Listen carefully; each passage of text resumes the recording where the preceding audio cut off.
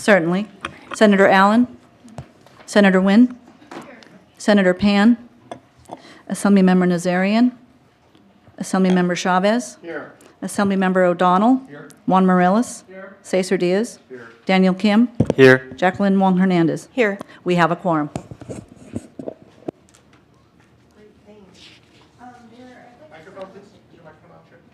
All right.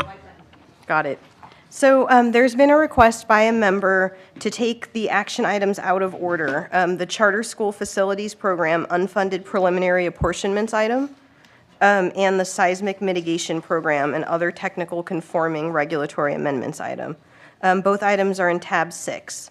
If the board agrees, we'll start with those items and then move to the consent calendar, which is in tab 4, and then to the minutes, which is in tab 2. Is that everybody? Is it without objection? Do I need to take a vote? That's what I'm looking to.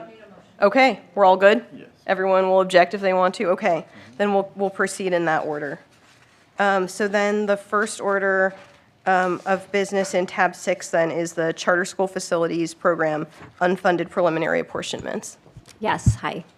Good afternoon. We wanted to highlight to the board that since Proposition 51 was approved, there was $500 million for the Charter School Facilities Program. And with that, we were happy to announce in February that the filing round had opened. And that filing round did close in June, and as a result of that, we had over 191 applications for $3.5 billion. So it's definitely a well worthwhile filing round, so very competitive, I may add. So in order for a charter school to compete, they actually have to have financial soundness tests performed by the California School Finance Authority, and then the applications reviewed and scored by our office. So at this time, just wanted to highlight to the board that the Attachment B, we're seeking for the board to approve for 25 projects for $243 million. And those will be preliminary reservations of funds. So once the board takes action, they have 4 years to perfect the project. So it's just a preliminary reservation. And charter schools actually have the ability to apply for a loan as well, since they don't have a local match.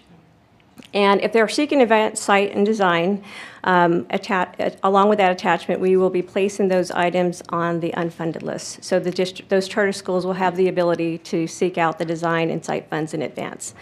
So with that, we're asking the board to approve the Attachment B, along with the 25 preliminary apportionments for $243 million, and also place those events, site, and design projects on the unfunded list.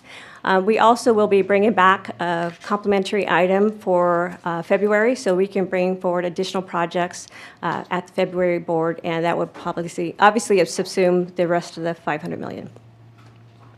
Just seeking your approval. Great. Before we do that, thank you, Assemblymember Chavez. Is there any public comment on this item? Okay. I think, and then I was going to ask for a motion. Thank you for moving the item. Second. Great. And we have a second? Senator Nguyen? Yes. Yes, I yeah. just want to clarify that where this is action item number 6, it speaks to the Charter School Facilities Program only. Yes. Yes. Okay, just want to clarify. Thank you. Senator Nguyen? Aye. Senator Pan? Aye. Assemblymember Chavez? Aye. Assemblymember O'Donnell? Aye. Juan Morales? Aye. Cesar Diaz? Aye. Daniel Kim? Aye. Jacqueline Wong Hernandez? Aye. Motion carries. Great. So then we're moving on to the next item that I know we have a lot of public comment on, and we'll get to you, but we're going to kind of start with the staff presentation on the Seismic Mitigation Program and other technical conforming regulatory amendments. So the item we have before us, there are a couple things happening in this item. One is sort of a good news situation. We have, with the approval of the consent agenda at this board meeting, we will have exhausted the funding that was made available for the Seismic Mitigation Program through Proposition 1D. Through that bond, there was $199.5 million made available out of the new construction bond funds to address seismic mitigation projects for the most vulnerable Category 2 building types. And the board did set aside that full $199.5 million back in 2007, and it has been going out over the past few years, and we will exhaust it in the applications that we've received to date. That brings us to a new issue, and we have now received more funding application requests for the seismic funds than we have bond authority available. If I can draw your attention to the chart on page 129 of the agenda, there's a chart there with a black line. Without any additional action by the board, we will be able to provide partial funding to the first project on that chart, and then according to the regulations in effect today, we would need to return the 5 applications below that line, as well as any other seismic requests that are submitted to our office. So when we realized we'd reached this point, we took a look at the Proposition 51 language in the statute to see if there were any options, if the board so chose, to continue to fund seismic mitigation projects. And we do believe that there is room within the Proposition 51 bond funds under the new construction funding category to include seismic mitigation program projects as part of a standard facility hardship application. To do so, we would need regulation changes that would remove the limit of $199.5 million in funding for this project type. It would also align the regulations so that this would all be part of the regular facility hardship program, and it would remove the requirement that we return the applications in excess of that $199.5 million.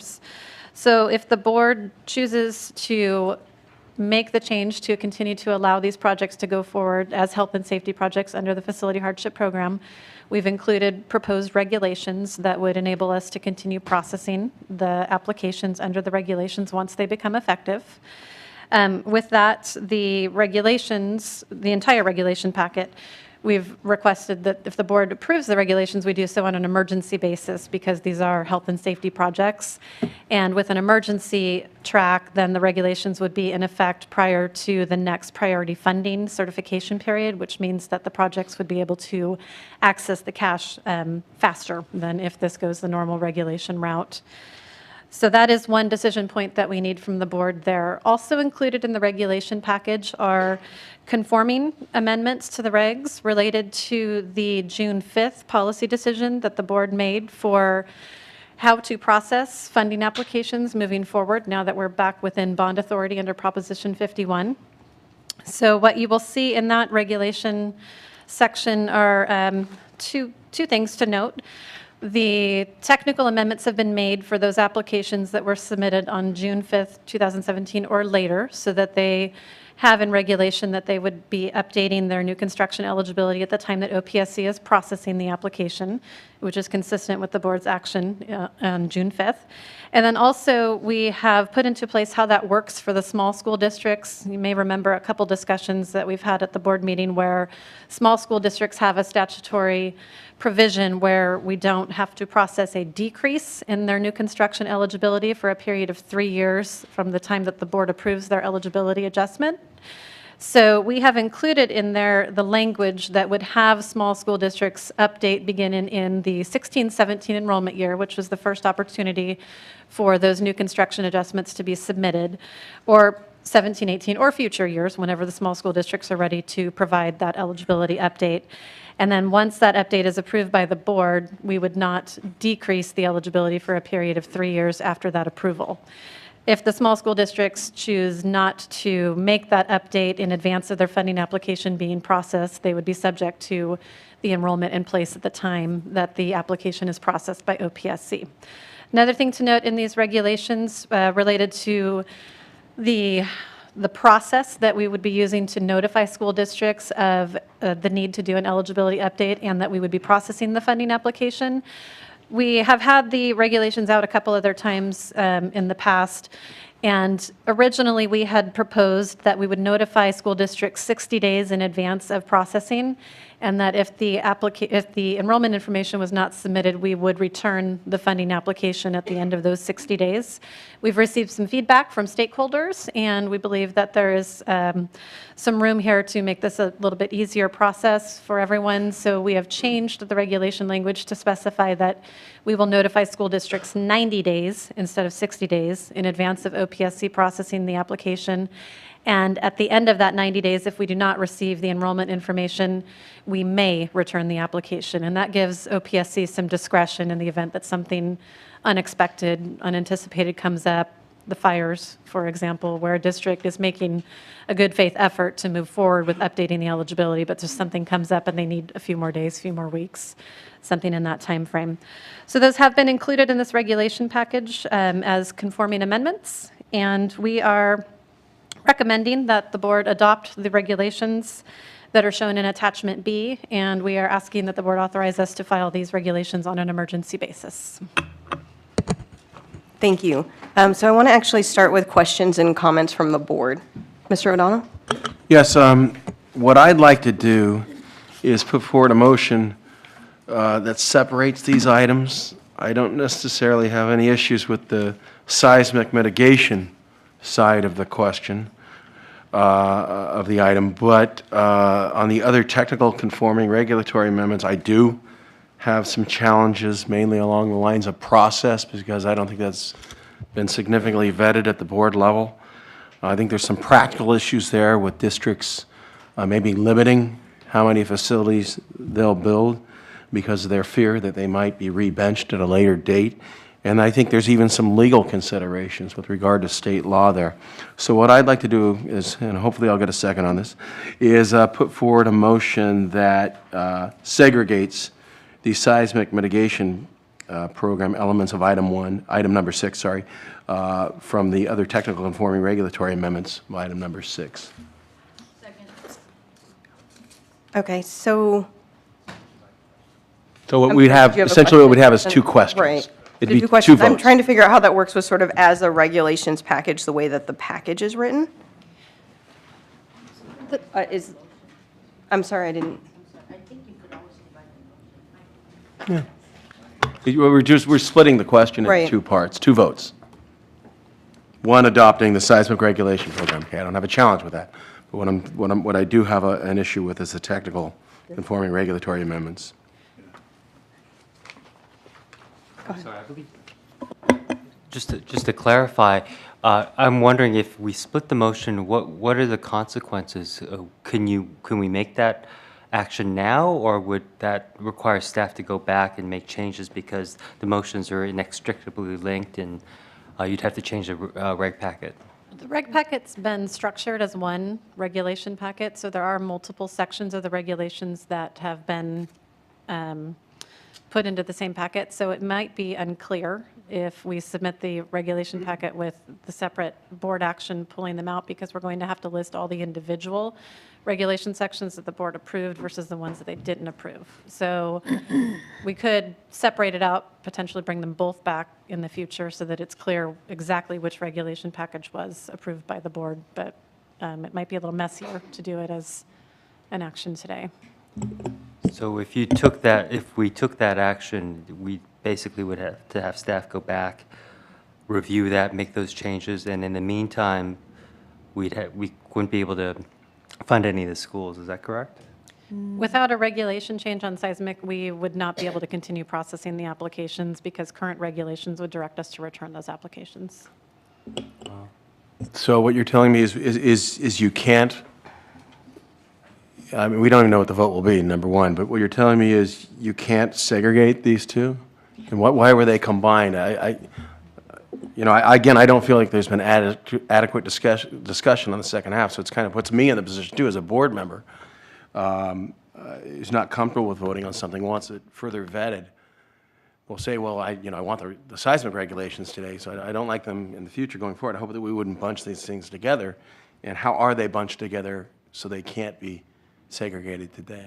Well, we included them as part of one item because we are seeing these as just technical changes because the board already had the policy discussion on the new construction eligibility adjustments. So we're just bringing the conforming regulations on that. So we weren't seeing that that was a separate policy decision. But there are multiple sections of the regulations that are being amended, some for seismic, some for the new construction eligibility. So it is technically possible to pull them out, but it makes for a less clear regulation package to OAL. So it is possible, number one, but remember, our discussion was about the beyond authority list, and there was significant discussion. I don't believe there was any discussion on the new projects. Excuse me, I would just like to remind the board that if we were to bifurcate, the requirement would be that each proposition has to stand on its own. Apparently, there's some mesh up with the other proposition. It might be quite difficult, just as a reminder. Thank you. So, can I kind of take a step back? Can we have the discussion of both of the items and just kind of fully flesh out the actual discussion of the two pieces people want to talk about, and then kind of come back to the bifurcating of the actual motion? Well, that Is that- motion's been made thus far and seconded, but we can come back to that discussion. So, I mean, if we can take a vote on the motion. So I, at this point, don't see a reason to bifurcate them without further discussion. So I'll be asking for a no vote. But if you have a motion in a second, please. Oh, sorry, Senator Pan. So I understand that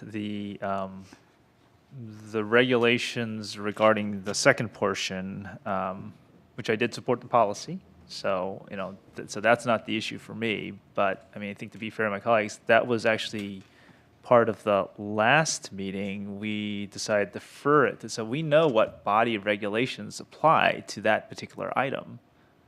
So are you telling me that, so the seismic ones are, you know, those are new to this meeting? So are you telling me that those are so interdigitated with the other one? Because we know what we know what the ones are related to the second portion, the regulatory, because those were actually on our agenda the last meeting, right. and then we decided not to. But what lists the real question here is what lists we're applying them to. The discussion last time was that they would apply to the beyond authority list. Now we're talking about other new projects as well, correct? So, okay, so aside from the merit of each of the items, I just want to clarify our ability to divide the question clearly should be present, right? I mean, I'm not sure why we can't divide the question. It could be divided, but typically we submit a copy of the board item to OAL when we're sending, to the Office of Administrative Law, when we're sending the regulation package forward. So we would need to be very specific in the board option on how we moved forward with this to make sure that we are adopting just the pieces that apply to seismic and make sure that we're not blending the sections. So we would need a minute to kind of take a look at that and see. Okay, but we know exactly exactly what that which structure ones would be. apply. Well, let's this way. We know which ones applied to the technical regulatory amendments because we actually had them as a separate set last meeting, except we decided to put it off till this meeting. And then we also have some additional regulations related to seismic. Unless they're interdigitated, we certainly know what one group is, and I assume the remainder is the other one, unless somehow they're interconnected. Can I ask a Yes. question? It's my feeling that we had the discussion on the beyond authority list, but the vote here today is on beyond authority and new projects list. Is there a way to just segregate out the new projects? The staff position on the board's past action based on the staff write-up and the conversation is that the option one applied to all the projects. So the regulations as written do not actually apply to the projects that were on the applications received beyond bond authority list. They apply to applications moving forward that were That submitted was in on a or follow-up after memo, but I don't believe it was a point of discussion at the board level. That's why I have the struggle here. Beyond authority list, I concur, was discussed. New projects, that's where I'm not comfortable in saying that had a significant discussion at the board level. So I have a question too. I obviously wasn't here in June and you all were. I read through the June items, the 5th items, and it seemed to me that in several places they talk about all applications and referencing anything received on or after June 5th, 2017. So I took that to mean applications already received and those in the future. Is that not correct? That is correct. Yeah, that's correct. But where are you seeing that? Is that on a post-meeting document? I mean, I don't believe it That was in the occurred. June That's my 5th point. report. On It the, was- on the, yes, on the report. And so if that's not, if that report isn't correct, I mean, I'm looking to you if you're saying that's not what the discussion was. You all were here. Can you all clarify what was discussed? Yeah, it was actually stated on a few pages on the June 5th report, to be exact. Can highlight actually on the first page, 554, we talk about applications received beyond the bond authority list and any future applications. So that's under one of the first paragraphs.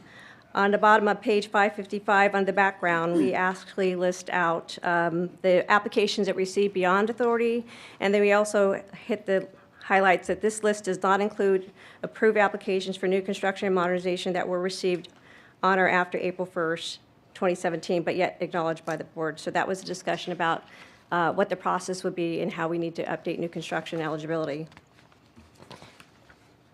It's further defined also in page 557 of the report under staff analysis, top paragraph, and it seeks the board direction on how to proceed with the projects on the applications received beyond bond authority list, as well as approve applications for new constructions and modernization received on or after April 1st, 2017 that have not been added to the list. It's also in the option on page 561,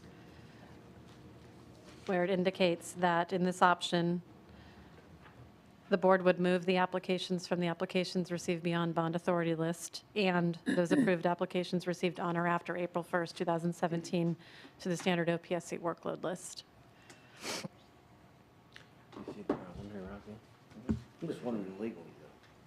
Yeah. Madam Chair, I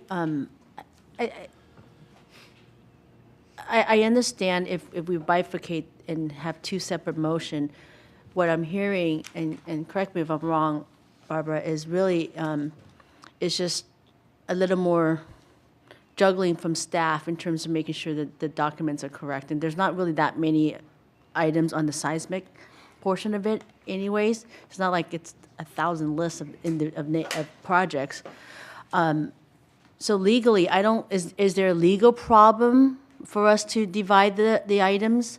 Because here's why I'm supportive of it, is that because I did not support the policy, I would like to stay consistent. But I do support the projects. So I have no problem with the projects. It's just that I want to be consistent in my previous vote. And we did have a very lengthy discussion on the policy. And so that's really, locality-wise, can we or can we not do it? I mean, set aside the mechanical part of paperworks and documentations from staff's concerns. Legally, can we bifurcate it? As I gave the guideline that if to be able to bifurcate according to Mason's legislative manual, it has to be a proposition that can stand up on its own. Each proposition has to stand up on its own. So I would leave to staff, how, as they've testified here, that there is it's kind of unclear as to the division. It's But gonna be but difficult. the items don't, when you're saying stand by its own, I'm going to assume most of the members here might support the policy because you voted it last time. Say that passes, then the seismic projects can still pass. You can't pass a seismic project without the policy, but I don't know where other board members stands, but I guess that would be a concern if the policy doesn't pass and the projects pass. Is that what it is? Because they can't stand alone. Well, If they cannot stand alone, then it will be very difficult to bifurcate them. Well, So it's it- very clear, it's new projects versus the beyond authority list. The argument that I'm making is that when we discussed this back, I think it was in June, right? We spoke specifically about the beyond authority list, okay? Not new projects. Beyond authority list was that old list. Now we're talking about all projects going forward. Your districts could have the potential, they build a project, and when it comes time to their application getting processed, their student numbers get rebenched, they don't get the money for the project. So according to staff, as they testified that, according to what they were reading, it was beyond authority plus future applications. So I'm kind of Right, right. not sure at what point we can clearly separate them.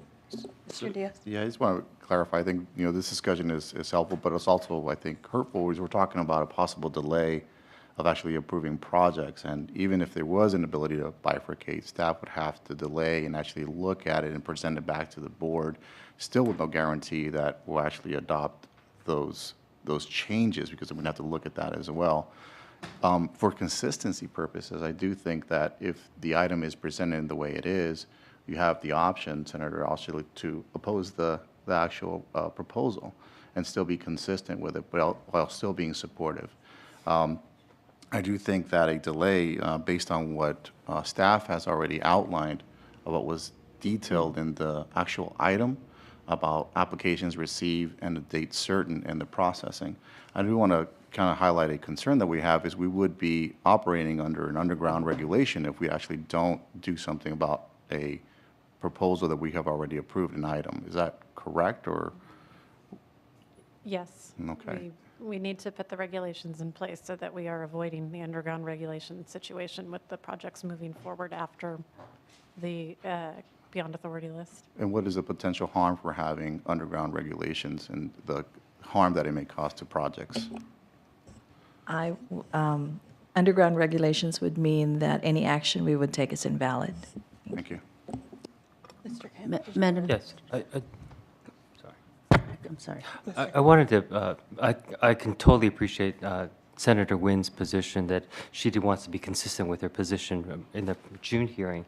I guess my question is, there's a point of being consistent with your beliefs, but I think what we're trying to do here is, the question at hand is, do we think that the conforming regs reflect the policy action that we took in June? That's a different question than, are we going to revisit the policy? And I think, from my understanding, the conforming regs do reflect the policy decision we made. And if we can vote on whether it does reflect, if members here don't feel it reflects the decision, that's a different thing. But it would seem to me that it does reflect what action we already took.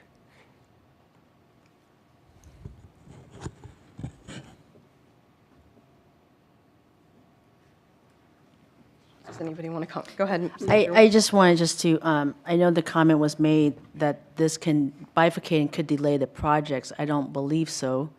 And then when I say consistency, for me, it's more of, if, I believe in seismic retrofitting. I believe we should do that. So by me voting no on this would then show that I don't believe in that and I don't support that. So that is not consistent of, I mean, the regs and the policy is different to me than the actual project and the merits of the project. And so that's what I meant by, staying consistent. So the comment that was made earlier, I just want to make sure it's understood that I'm not, yes, I do have a choice to vote yes or no on this currently, as a stand, but by voting no, then shows that I don't believe that we should retrofit seismic for our children's schools.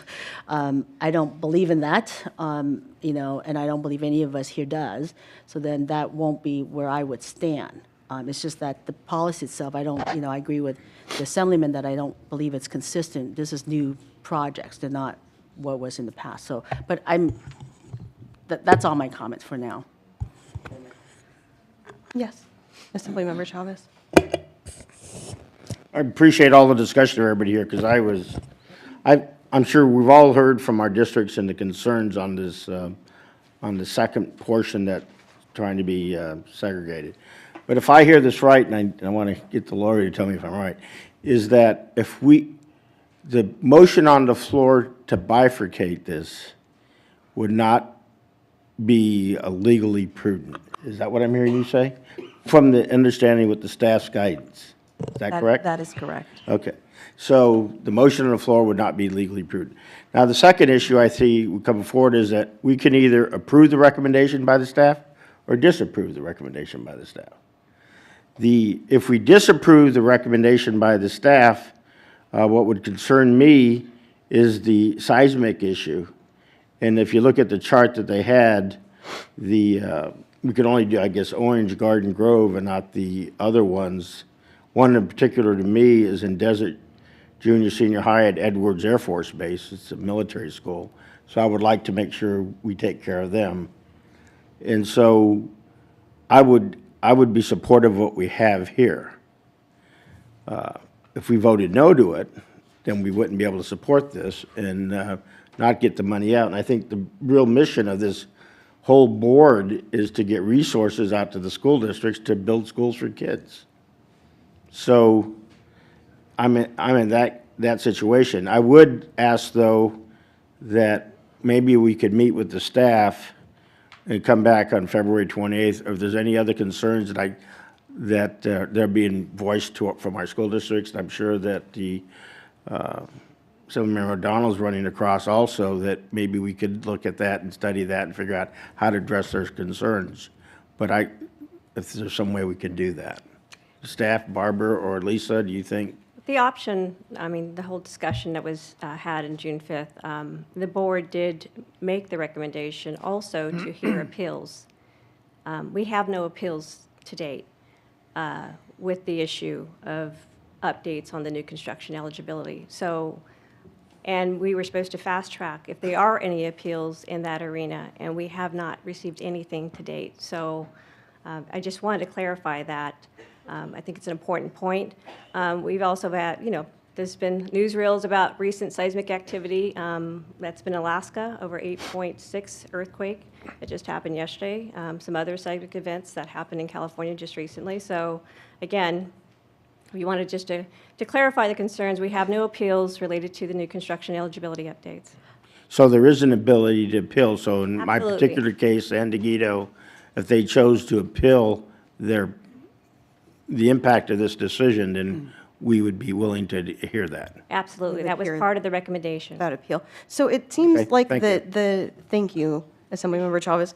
I want to acknowledge that a motion has been made in a second. I think that if there is no further discussion, I think people have made their points, raised legal concerns, raised the points about wanting to be consistent with their previous policy votes. Go ahead. I'm not done. What I don't appreciate is trying to be scared into voting for this. I don't appreciate that. Listen, I'll be blunt with you, I think there was some poor work done on this, quite frankly. There was a discussion held in June, and that discussion was on the Beyond Authority, a list of projects. That's what that discussion was about. Now we're adding in projects, all projects going forward. So your districts may not be able to build certain projects because they don't know what money they're ultimately going to get back from the state, because the application for the project that's built today might not get worked on for 3-4 years down the line. And at that point, they're going to say, well, rebench your numbers. How many students you have today? Up, you get less money. So this ultimately might have fewer safe school facilities built, fewer seismically safe school facilities vote if we do go down the path of approving the new projects list as well, because a district may be limited on the financial side from constructing those facilities.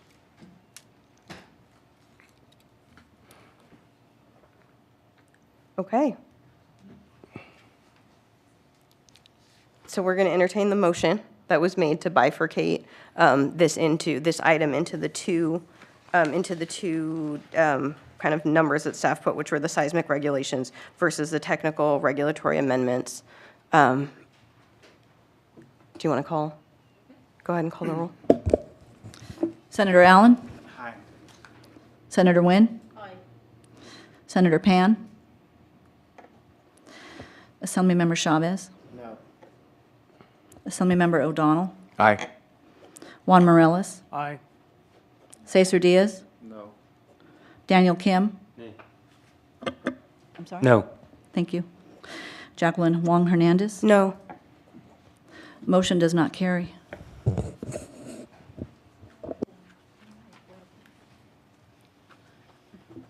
Okay, so Motion does not carry. We're back to considering the item in its totality, and I do want to continue the board discussion and then take public comments on the item as a whole. So please feel free to continue with your questions and concerns for staff or for other board members. No? Okay. Then I'd like to take public comment. I have a number of speaker cards here. And so the first one I have is Julie Arthur. Please come forward.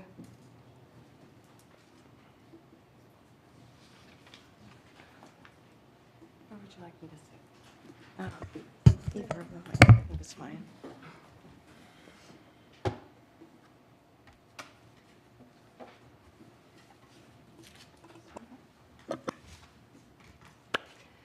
Madam Chair, members of the State Allocation Board, thank you for the opportunity to address you this afternoon. I think it's still afternoon, not evening yet. My name's Julie Arthur. My day job is Palm Springs Unified School District. I'm Executive Director of Facilities Planning Development there. And I'm also the Vice Chair of the Coalition of Adequate School Housing, CASH.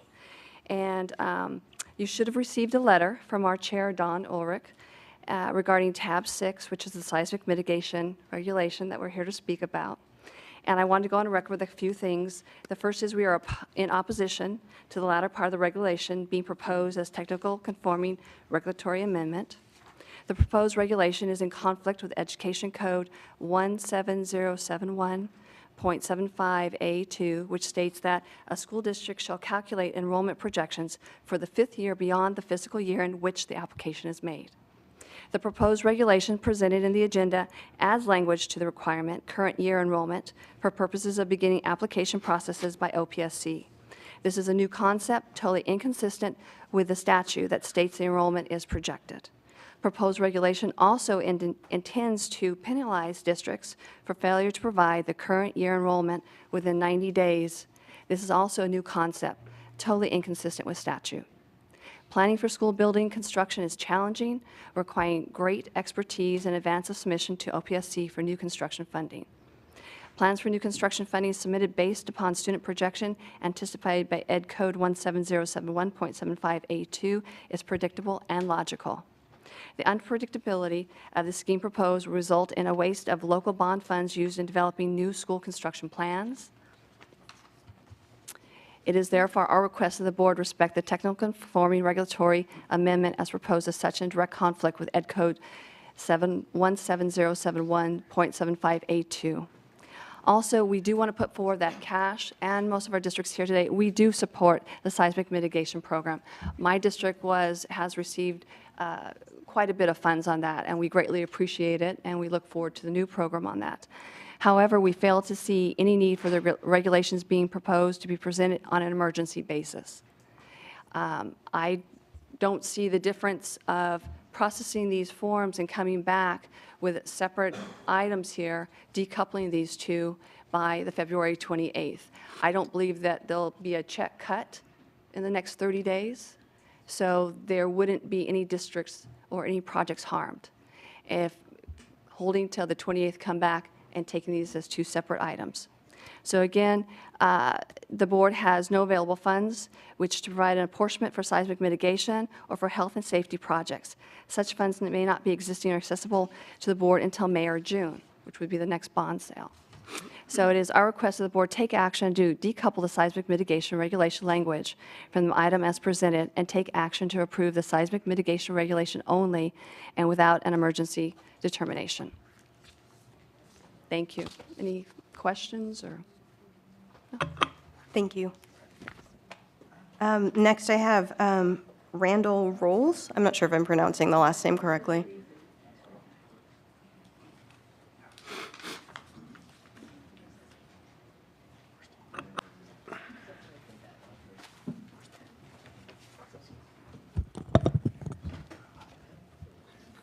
Whoa, sorry about that. Thank you very much. And you did get my name right, by the way. So, Great. Board, we're very glad to be here. I first of all my name's Randy Rolls. I'm Director of Maintenance, Operations, and Transportation for the Bakersfield City School District. We're the largest K-8 school district in the state of California with over 31,000 students. A profile of our students, 90% of our students receive free and reduced lunches. 33 of our 44 schools are over 60 years old. Our school district is 45th out of 47 school districts in Kern County in assessed valuation per student. And our average home value in our district is $88,000. As you can tell, the state facilities program is extremely important to districts like ours and others. To enact, well, let me say this. Additionally, during this time, we built 2 schools and we received the funds last week, $25.5 million. So thank you all very much for that. It's in the bank. And we're putting that to use on a new school. So during the time we turned in our application in 2012 until now, our district's grown almost 3,000 students in that time. We've had to delay building our new school for 6 years in order to receive those funds and do that. Our district benefits because we've grown, but I could imagine the uncertainty that these new policy and technical conforming regulations can cause many districts to have to go out, address growth issues, and then have the potential of migratory district student movement and changing your numbers and then have to go back and return money.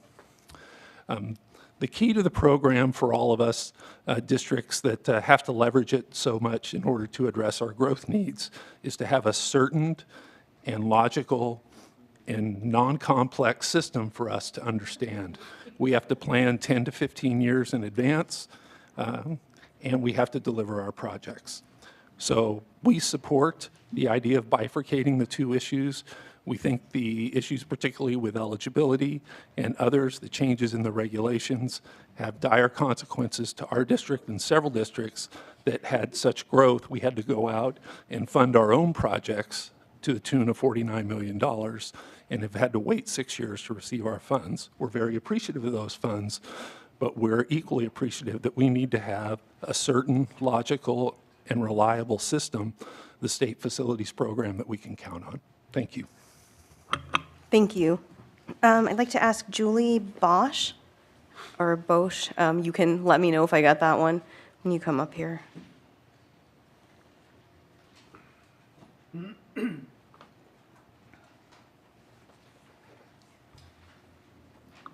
It's Bush, like B-U-S-H. It just doesn't look like it. So, hi. Thank you for the opportunity to address you today. I was here last month because we were incredibly blessed with a facility hardship approval and a scope change that you all approved, although many of you weren't here. So incredibly thankful also for the support of from the State Allocation Board and from the Office of Public School Construction. They did amazing work on the part of our district.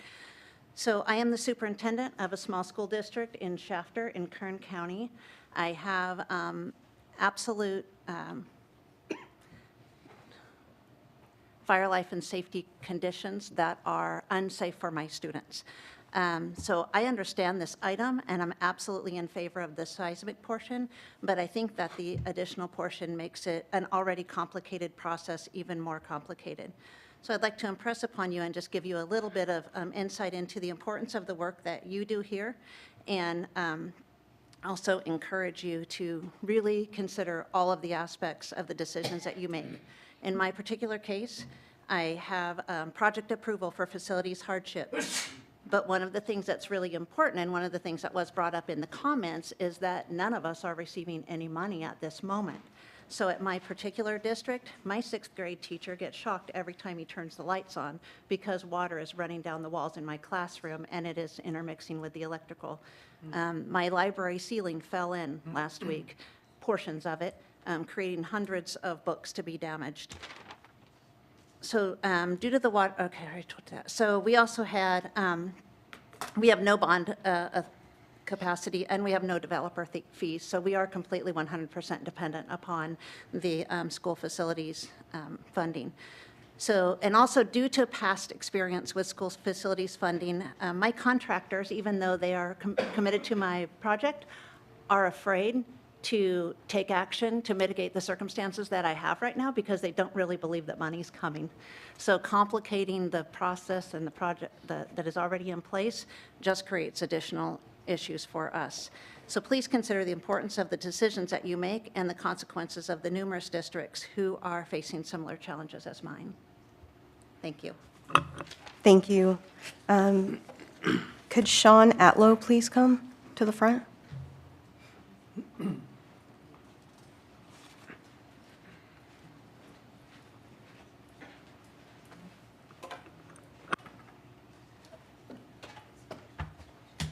Hello, I am Sean Atlow. I'm from Los Angeles Unified School District.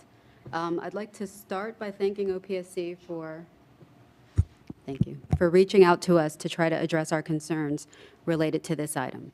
They did put a lot of effort into it, and though it doesn't necessarily get us exactly what we want, we appreciate that they're working with us. I'd also like to thank the board for already entertaining a request to split these two items. Though you didn't approve that, I'm going to ask again if you could consider or reconsider splitting these two items. I think they are not inherently connected to each other. The connection is being made only because the regulations have been presented together, but outside of that, there's no commonality between them, and they probably should be considered as two separate issues because from our point of view, they are two separate issues. On the seismic item, half of the value you see in the report is related to projects at LAUSD. We are willing to wait if that's the only way to get the two items segregated. So if you have to bring it to a future meeting in order to consider them separately, we would support that. For the new construction eligibility item, we are of the opinion that the conversation in June was not clear. So much so that OPSC had to come back at the next meeting and clarify. So I think there's probably among stakeholders some agreement that the action the board took might not have been black and white, that it was intended to apply to all future applications. When we rewatched the webcast and when we were here at the meeting, we left with the impression that the action was only related to the beyond authority list. We would ask that the board have a public discussion that very clearly is intended to cover all future applications so that it's 100% clear to everybody what the board's intent is. The one thing that I do recall from the June meeting is the absence of a conversation about what it actually would cost to districts to get an eligibility review if this new rule is put in place. And so the rules as they stand today, we can have our eligibility evaluated by OPSC and acted upon by the board, and we know before expending money on our project whether or not we would be eligible for funding in that fiscal year. This rule change would require us to acquire land, get all of our agency approvals, basically finish design, which could cost us tens of millions of dollars, that's only to get a determination of whether or not we might be eligible for funding. So it's not just a policy question for us. This could be tens of millions of dollars of investment just to get an answer on whether or not we're eligible for the program. And so we would very much like the board to just have that conversation in a way that makes it clear that the context is not just the beyond authority list. Because when we left that meeting and when we rewatched the item or the webcast, it seemed like it was only about the beyond authority list. And I do acknowledge that the written item did speak to projects beyond or projects going forward, but it was posed as a question. And I don't believe that question was actually addressed during the meeting. Thank you for your time. Thank you. Next, I have Thomas Pace.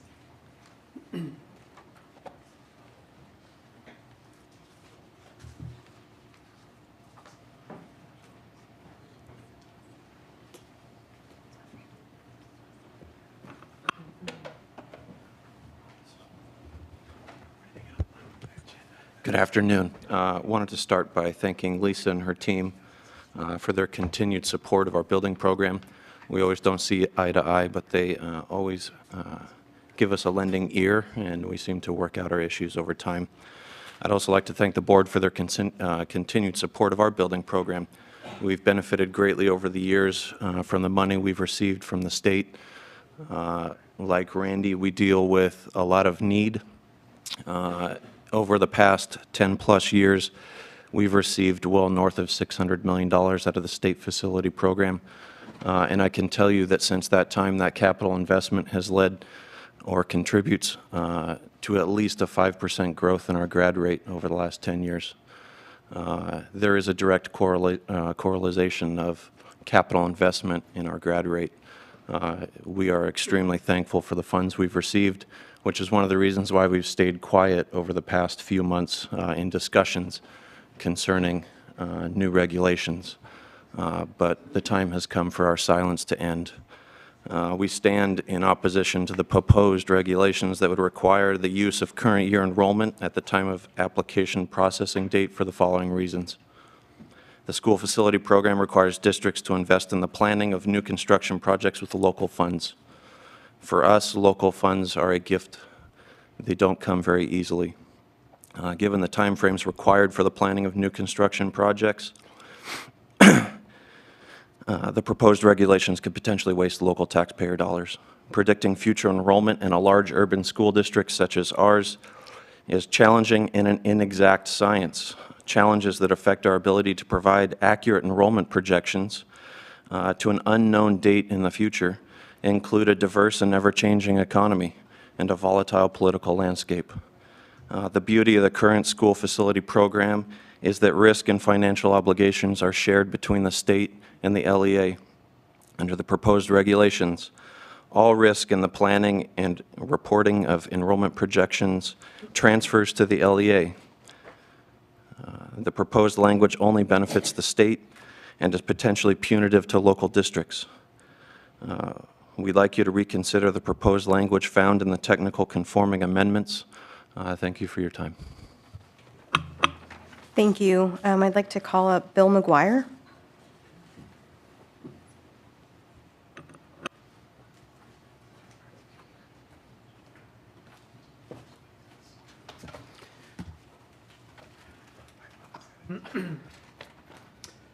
Good evening. I'm calling it an evening. I don't care what anybody else says. Madam Chair, members of the State Allocation Board, thanks for the opportunity. I'm rank of ranks with all my members. You heard great stuff from all those school districts. Twin Rivers Unified School District, I'm the Deputy Superintendent. We're the guys right over there. We've been before you over hardship for various projects, and you have helped us every step of the way. Hate to tell you this, you know, we have a unduplicated count of 88%. We got 28,000 kids that need you every day. We have $3.5 billion of unmet need in Twin Rivers. Our schools are 45 years old on average. We have opportunity for a new school in the Greenbrier development, which is bound by 99 and I-5, which will be the first school in our district in 20 years. And these regulations will make it next to impossible for us to implement the developer fee agreements that we already have in place, because they're based on the current law in place, not a change in statute. So while everybody else have all these other great things and they did all the statutes and I can do all those things to you, I can tell you that this is going to affect us. It's going to affect our kids right over there next to the Sacramento Metropolitan Airport, where a school is going to be going in. And as everyone has said, we got to have the certainty to know that we're going to invest $45 million in a K-8 school for that community. And it's desperately needed in our community. And these regulations make that almost impossible. And the most important thing, everybody has asked you to bifurcate this issue. You have already voted not to bifurcate it. I urge you to vote no today on these and reconsider that action. Thank you. Thank you. Could you stay just a second? I think Senator Allen has a question. Okay, so I feel like there's a series of competing narratives here about the impact of these regulations. Now, I didn't vote for the proposal back in June. I voted to bifurcate just now. In both cases, my side lost, but it does appear as though the board's made a decision a couple times. And you know, I don't agree with that decision, but the board's made a decision. But one thing I am struggling with is the extent to which your really rather strong assertion is true or not.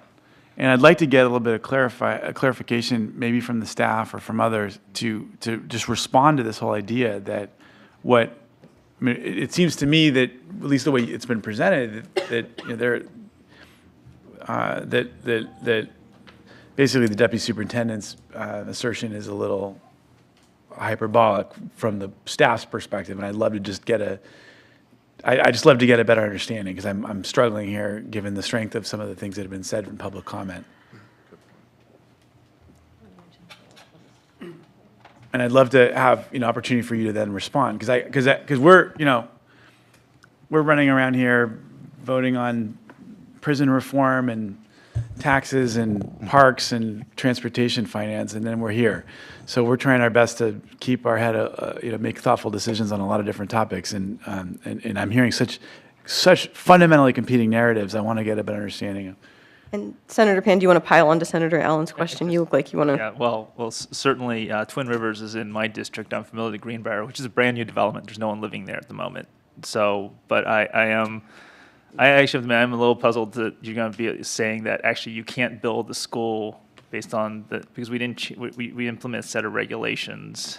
Yeah. So I'd like to have an explanation as to why that is the case. I'm happy to talk to the developer as well to find out that's their termination as well. But I'm not, this has not been, that I know of, communicated with my office, and you're in my district. So, okay. So I'd like staff to respond to Senator Allen's question and to sort of pile on to that. You know, if the board has taken an action, made a policy decision in June, and these are the regulations, and the regulations are in fact voted down, as is being suggested, sort of where does that leave us? So that's sort of my pile on to the broader questions. Yeah. That we'd kind of just like staff to respond to those few things. And I understand that they oppose the original idea, but is it really accurate to assert that you won't be able to move forward with your building program? So to answer the question about the technical end of the regulations, I think what we're hearing from the school districts is the projection may be accurate now. So the way new construction eligibility is calculated, it looks at your current classroom capacity, and then it looks out either 5 or 10 years, depending on how a school district files their eligibility, to determine whether or not you're going to have a projected need for more seats than you currently have. So what the regulations do is determine that time point at which you are going to be making that projection. So in 2017, we're processing the backlog of projects that have been submitted on the acknowledged list. So we're not going to get to applications that are submitted in 2017. We're in 2018. I apologize. 2018, in the 2018 projection year. So the concern seems to be that in a year, 2 years, whatever time frame when we are actually processing the application, that the projection will not show a need for additional capacity within the school district, or that it will show a lower need for capacity than the school district was anticipating. That was a conversation that also came up on the acknowledged list, and that, I think, speaks to the appeals process, which was mentioned by Lisa earlier, that the board made it very clear that if the requirement to update new construction eligibility resulted in a district experiencing some harm, that the district could go to the board and explain the specific circumstances during the appeal process. About why their projection was not correct and why they think that they should be an exception to this. Correct. Okay. To answer your add-on question about what happens if the regulations are voted down, so the board's already taken a policy action on the acknowledged list projects, the applications received beyond bond authority list projects. So those projects could continue to be processed. I think staff would be unclear about next steps for the applications that were received after or on or after that June 5th date. We would not have clear direction on how to process it because we heard one thing with the policy action on June 5th, but we can't get the regulations in place that we believe aligns with the policy, which could lead to an underground reg if we don't adopt the regulations, or just lack clarity on what we do with those applications moving forward. Because that's part of what we were seeking in that June 5th item, was direction on not just the beyond authority list, but also moving forward, how do we run the program. But how do you respond to the repeated assertions that have been made by various school district representatives that this is going to significantly jam up their work? We haven't seen in the applications that we've processed so far, which have been subject to updating new construction eligibility, we haven't seen any appeals or circumstances where a project could not move forward because the eligibility changed. We have had a few cases where it's come out a little bit differently, but because the applications are being processed in years later, they've actually worked out where the funding was sufficient, where districts didn't even need the additional eligibility that they originally thought they needed for the application. So we've yet to see an appeal or a problem in the applications that we've been processing so far. So I don't know that we know the answer to that because we haven't seen an issue with it yet. So I guess with that in mind, I ask you, Deputy Superintendent, how, you're making such strong assertions on this dais. Why can't you see how the process plays out? And what is it about the regulations that make you so make you feel comfortable making such strong assertions about how this is going to impact your construction? Well, I think the first strong assertion is this is completely opposite. This is completely opposite to the current statute that we have, and regulations shouldn't change statute. Give you the very specific example of Greenbrier. We have a great relationship with the developer moving forward. We have a development agreement that says they're going to pay for 55% of the project. We have no local funds. We don't have another bond. Our only source of funds is for from the state program, because you just heard of all the other issues that we have. With that, we have one area of growth, and if you know the rest of Twin Rivers, we don't have a lot of growth. We're a declining enrollment school district. There's lots of problems. There's lots of transiency, lots of issues going on. And so when we're looking to build a school for $45 million and we are going to invest millions, and we're investing hundreds of thousands right now to get prepared for the drawings, to make it all through to be at DSA, all of that to build this school, right? Based upon the enrollment projections that we have. Now, it's not just on that one area, it's for the entire district or for the high school area. So within that, if I lose students in the other side of the district, right, in the high school area, and not this area, I'm now jeopardizing that school. I don't have enough money to build that school. I don't have what I need for that community to provide a school for 1,000 students. But arguably at that point, it's because you've lost students, there's less of a need. May or may not have lost students, and then how far is that school outside of the boundary of the rest of our district?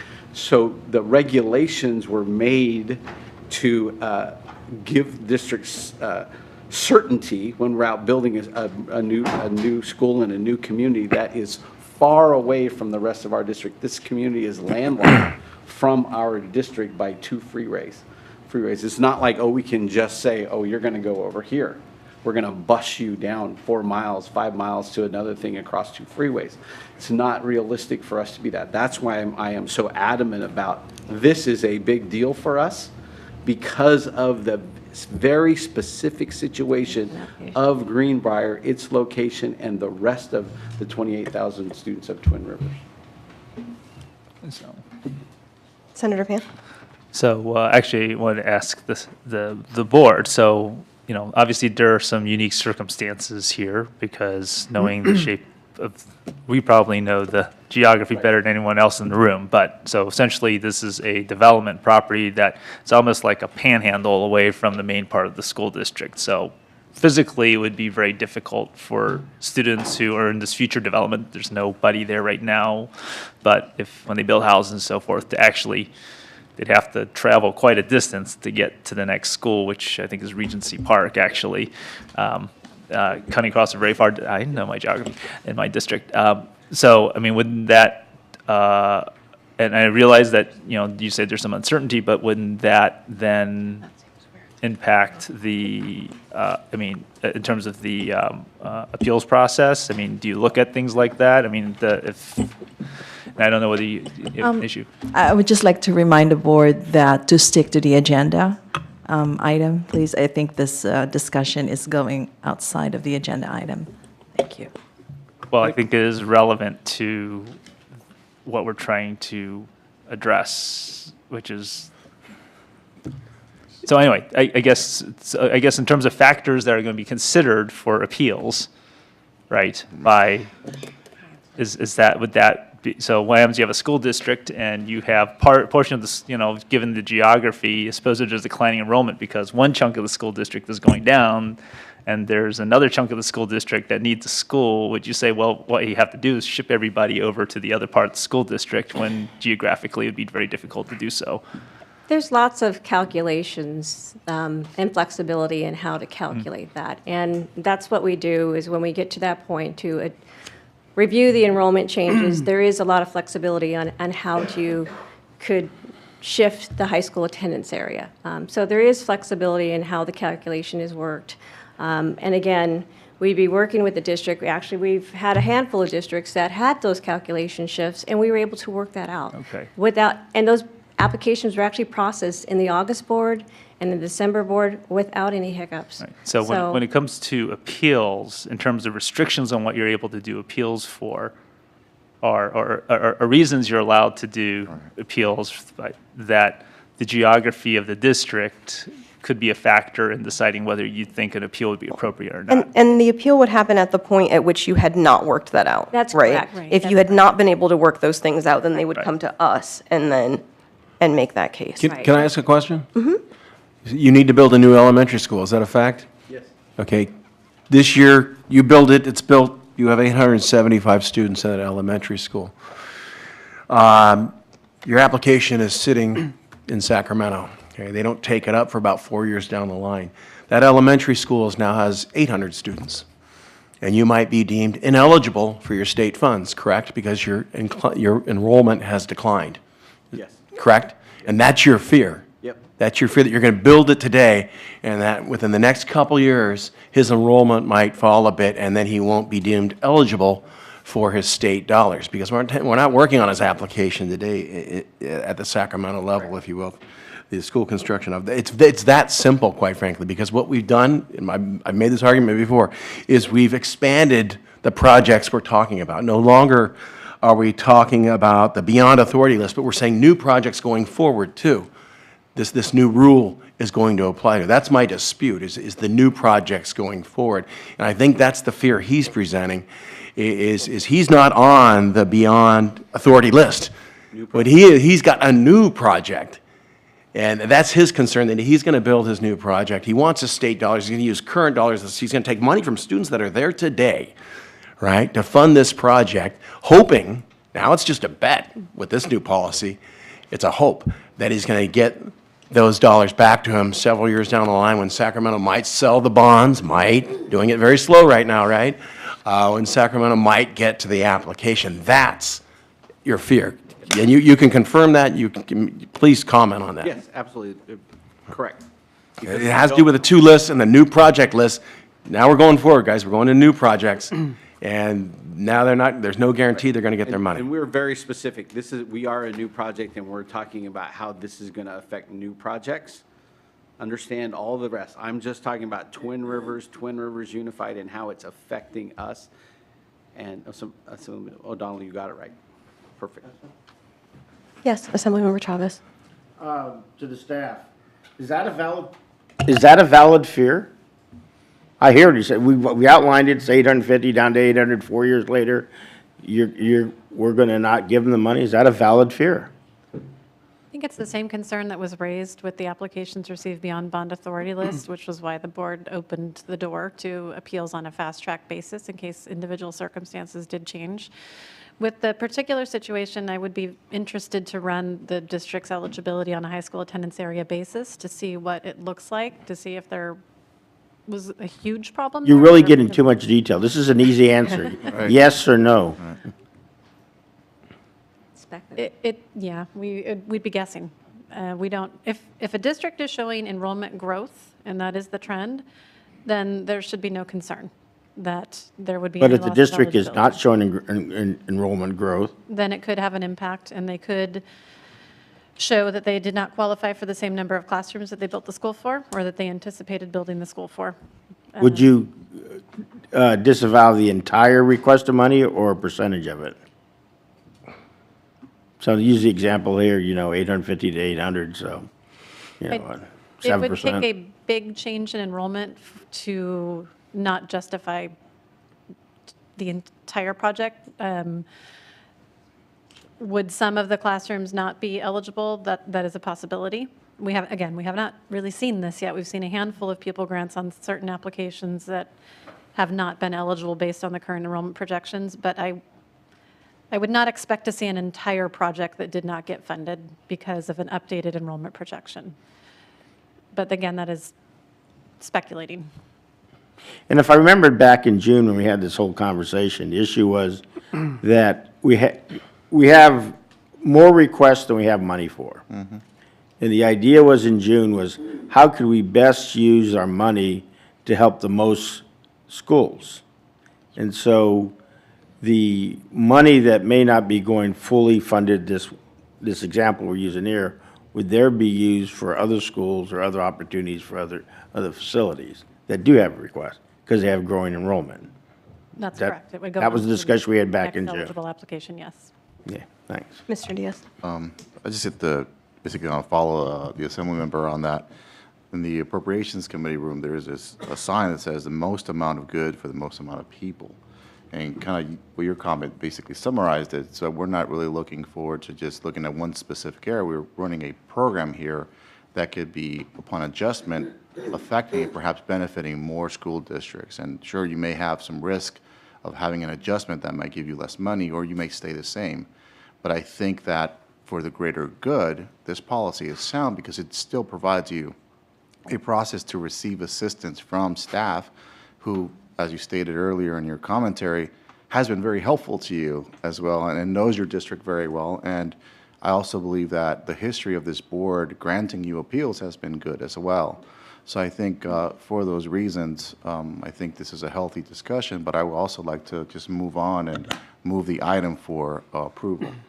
Okay, we have one more public comment, and then we can do that motion. So Darren Waters?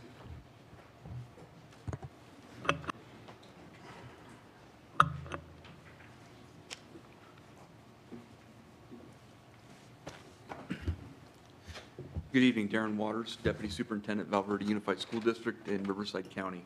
I'm going to kind of just try to hit the points that haven't already been hit, but I certainly would agree the action in June was not clear, the discussion. I certainly agree with you on that, sir. It's a little early for appeals, I think. I mean, we've just had the first flow of funds go out. It's a little bit early. And there's also going to be costs associated with that. If I'm going to be appealing to this great board, if I'm going to be appealing to this board, I'm going to make sure I'm doing it right. So we're going to have additional costs for consultants, so we can work through the system and work through with you. So I understand we got an appeal process and that could help, but it's also adding costs and fighting for dollars we may or may not have. And to my colleague's point of the last speaker, how do I budget for a project? I've been doing this for 15 years.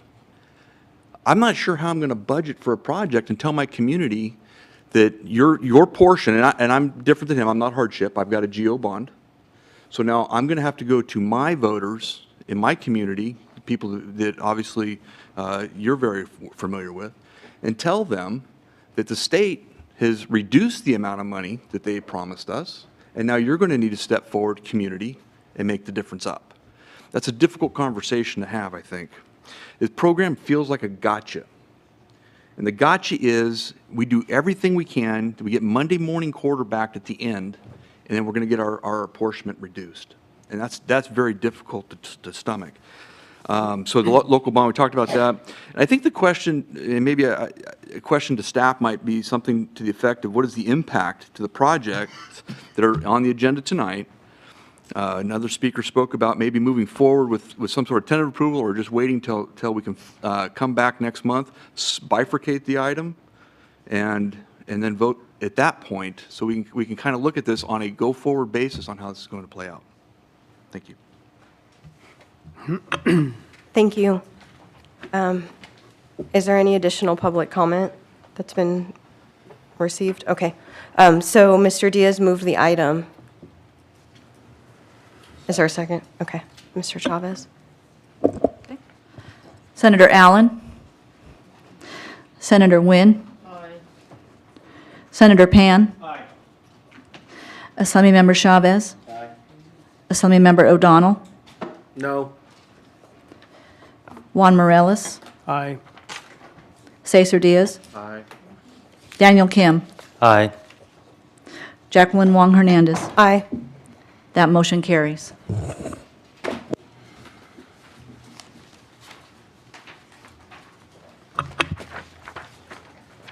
Thank you. I'm sure we'll continue to have discussions on this and try and make sure that the program is working to the best of its ability and doing the most good for the most people.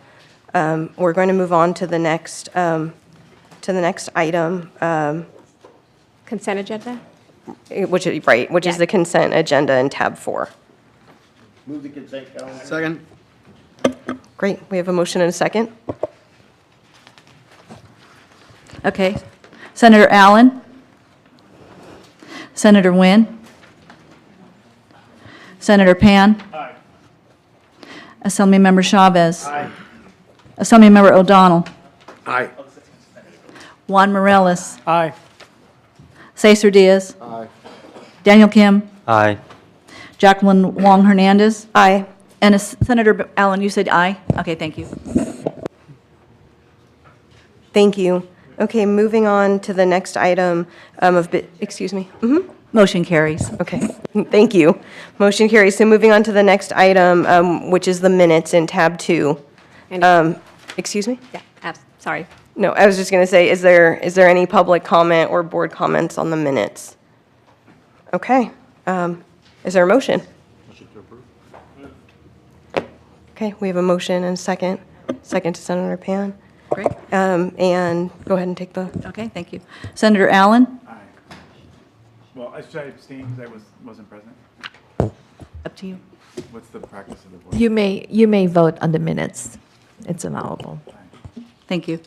Senator Nguyen, absent. Senator Pan? Aye. Assemblymember Chavez? Okay, Assemblymember O'Donnell? Okay. Aye. Oh, thank you. Juan Morales? Aye. Cesar Diaz? Aye. Daniel Kim? Aye. Jacqueline Wong Hernandez? Aye. Motion carries for the minutes. Thank you. And then our last item, or our next item, rather, is not an action item. It's the executive officer's report. Again, for those of you who are not here at the very beginning, we moved the action items to the beginning to accommodate members. And before I get started, I know we were supposed to present a resolution, and that won't happen tonight, so. Okay. So, yeah, and the rest of the items we have today is obviously a non-action items. So I want to share with the board the executive officer statement.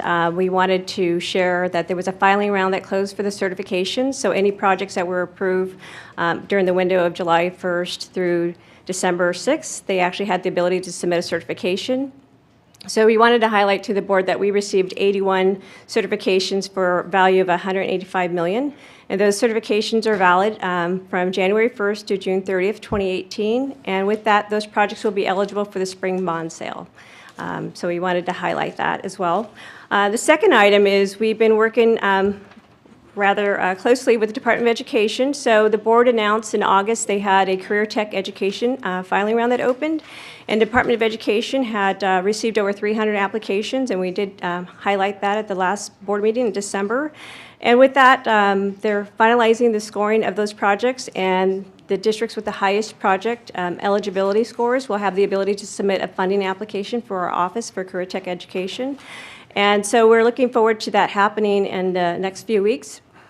And those districts will have the ability to file an online application as well. So we'll be introducing an online feature for districts to submit electronic processing with our office. So we're excited about that to roll out. And also we wanted to announce that we worked together with Department of Education for the second filing round. So right now the Department of Education will be accepting grant applications through October 31st. 2018, and the timelines will mirror the same timelines we highlighted in the first round, with the Department of Education publishing the scores in February and presenting the highest scores to our office, and those projects would be eligible to submit a funding application in February 2019, and again, presenting those items to the June 2019 board. During the process right now, Department of Education is updating the grant applications right now, and so once those applications have been updated, we would definitely share those updates and email blast to our constituents the ability to file with those new forms. And I mentioned the online application feature that's available, and we're highlighting the following item is the joint agency workshops. We've been working closely with the Department of Education, the Division of State Architect throughout the state. We actually had about at least 10 to 12 outreach opportunities, focus on career tech education workshops and small school district outreach. And we're announcing that we have 2 more that we have scheduled next week. One is in Modesto in Stanislaus County, and one February 9th in the Contra Costa area in Brentwood. And with that, we'll have a meeting in February 28th. Thank you. Does the board have any questions?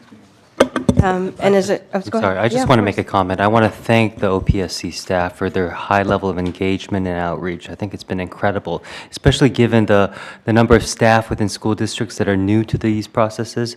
I think it's just well worth the effort. Thank you. Thank you. And is there any public comment on the executive officer's report? Okay, then we're going to move on to the next item, which is the status of fund releases, and that's in tab 5. Yeah, and I'll make that quick for folks. We just wanted to highlight real quickly in tab 5 that we had a flurry of disbursements as a result of our consent item agenda where we had the fall bond sale. And so with that, there was most of the money that was committed in that fall bond sale has been released. So we had a huge push to get the cash out with the last 3 months. So that was something that we didn't share in the quick December meeting that we had. I also wanted to highlight in the financials that we actually had 4 increases in some grants as a result of closeout. So districts that were eligible for additional grant increases, that actually did provide them that additional opportunity because they showed additional expenditures. And so that related to $7.5 million in grant increases for 7 projects. And we also wanted to highlight there was $3.2 million in fund recoveries over this last several months, and we wanted to highlight that as well. And the subsequent page, emergency repair program, we did have some recoveries of funds, nearly $340,000 in savings that came back to the program. And we were able to disperse 6 more projects for close to $1 million. So that provided other opportunities for those districts in the Williams Settlement Act. And with that, I'll have any questions. Any questions from board members? And is there any public comment on this item? Okay. Then seeing and hearing none, our last item is the status of funds, which is also continued in tab 5. Do you feel like you fully covered all of it? Quickly. Okay. So we have the information item. Then I think we have our last, I keep saying our last, but there are actually a couple of more. So our 2017 annual legislative update is the next item. And I can make that brief. This is an information item for the board and for our stakeholders. We bring this item each year to highlight any legislation that was passed in the prior year that may have an impact to the school facility program, or just information that might be relevant to school districts that are participating in school construction. So we have that listing of bills with the high-level summary of what each of the bills does or changes, and preliminary staff comments about whether or not there will be any board action. If we need to come back to the board with any sort of updates, changes, or decisions based on the legislation, you'll see that in future agendas as an actual agenda item. Great, thank you. Does anyone have any questions? And is there public comment? Okay, then bless you, our actual last agenda item is the State Allocation Board's 3-month projected workload. Just open for any questions or Okay. concerns about the workload. I'm sorry, could you say that? Yeah, loud? we usually open up just to see if they have any questions or concerns about the 90-day workload. And there's an appeals log as well. No? And no appeals? Okay. Is there any public comment about anything we've discussed up to now or things that were not on the agenda? Seeing and hearing none, we're adjourned.